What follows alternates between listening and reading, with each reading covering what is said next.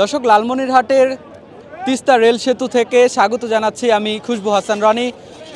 জাগো বাহে তিস্তা বাঁচাই স্লোগানকে সামনে রেখে তিস্তা নদী রক্ষা আন্দোলনের 2 দিনব্যাপী লাগাতার কর্মসূচি সেটি কিন্তু শুরু হয়েছে এবং আজ এই কর্মসূচির উদ্বোধন করেছেন বিএনপির মহাসচিব মির্জা ফখরুল ইসলাম আলমগীর। তিনি কিন্তু এই কর্মসূচির উদ্বোধন করেছেন। বর্তমান পরিস্থিতি যদি একটু তিস্তা পাড়ের আমি আপনাদেরকে দেখাতে চাই, এখানে কিন্তু তিস্তা পাড়ের লাখো মানুষ কিন্তু এখানে ছুটে আসছেন এবং তারা এখানে আজ এবং আগামীকাল 2 দিন অর্থাৎ 48 ঘন্টা তারা কিন্তু এখানে অবস্থান করবেন, এমনটি কিন্তু আমরা জানতে পেরেছি। এবং সেই অবস্থানকে ঘিরে এখানে যে তাঁবু টাঙানো হয়েছে, যেখানে তিস্তা পাড়ে সাধারণ যারা মানুষ রয়েছেন তারা কিন্তু এখানে রাত্রি যাপন করবেন, এমনটি কিন্তু আমরা দেখেছি। আমরা সকাল থেকে দেখেছি যে তিস্তা পাড়ের লাখো মানুষের ঢল নেমেছে এই তিস্তা পাড়ে, অর্থাৎ তিস্তা যে নদী রক্ষা আন্দোলন, এই আন্দোলন রংপুরের কিন্তু রংপুর সহ 5 জেলায় কিন্তু এই আন্দোলন সংগঠিত হচ্ছে।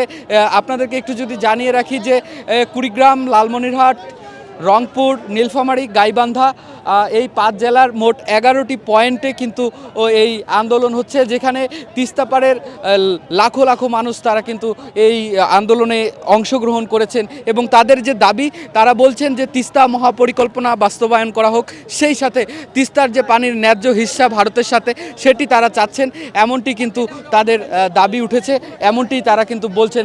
আপনাদেরকে একটু যদি ভিতরের অবস্থা দেখাতে চাই, এখানে কিন্তু যে খড় রয়েছে সেই খড় কিন্তু বিছিয়ে তা এখানে কিন্তু তিস্তা পাড়ের অনেক মানুষ কিন্তু এখানে এসে অবস্থান নিয়েছেন এবং অনেকে বাইরে ঘোরাঘুরি করছেন, এমনটি কিন্তু আমরা দেখেছি।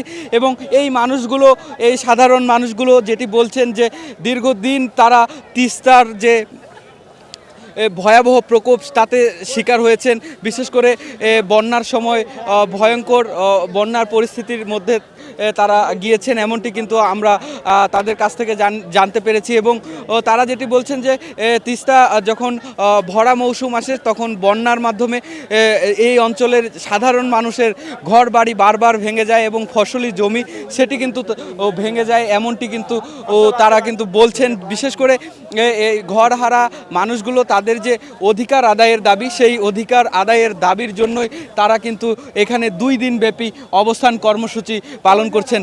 আমরা একটু যদি জানিয়ে রাখি যে এই তিস্তা নদী রক্ষা আন্দোলনের প্রধান সমন্বয়কারী বিএনপির বিভাগীয় সাংগঠনিক সম্পাদক অধ্যক্ষ আসাদুল হাবিব দুলু, তার নেতৃত্বেই মূলত কিন্তু এই তিস্তা পাড়ের সাধারণ মানুষদের নিয়ে 2 দিন ব্যাপী তিস্তা পাড়ের যে লাগাতার কর্মসূচি সেটি কিন্তু অনুষ্ঠিত হচ্ছে।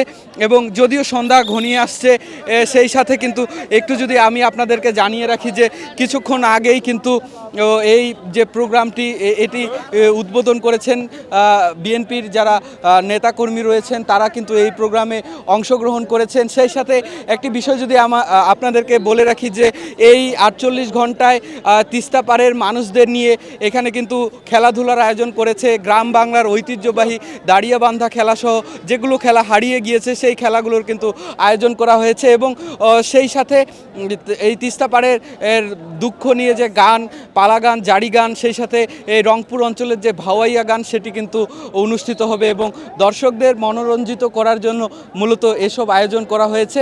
এবং যারা এখানকার আন্দোলনকারী রয়েছেন তারা এসেছেন এবং তাঁবুর ভিতর অবস্থান করছেন এবং তারা বিভিন্ন খেলাধুলা সহ গান উপভোগ করবেন, সারা রাত এখানে রাত্রি যাপন করবেন, এটি কিন্তু তারা বলছেন। এবং সব মিলিয়ে তারা কিন্তু বলছেন যে তাদের যে অধিকার আদায়ের দাবি, এই দাবি যদি বাস্তবায়ন না হয় তাহলে তারা কঠোর আন্দোলনে যাবেন, এমনটি কিন্তু তারা বলছেন। তো রংপুরের যে তিস্তা রেল সেতু রয়েছে, এই রেল সেতু থেকে সর্বশেষ জানানোর জন্য যুক্ত ছিলাম আমি খুশবু হাসান রনি। আপনারা দেখছেন কালের কণ্ঠ।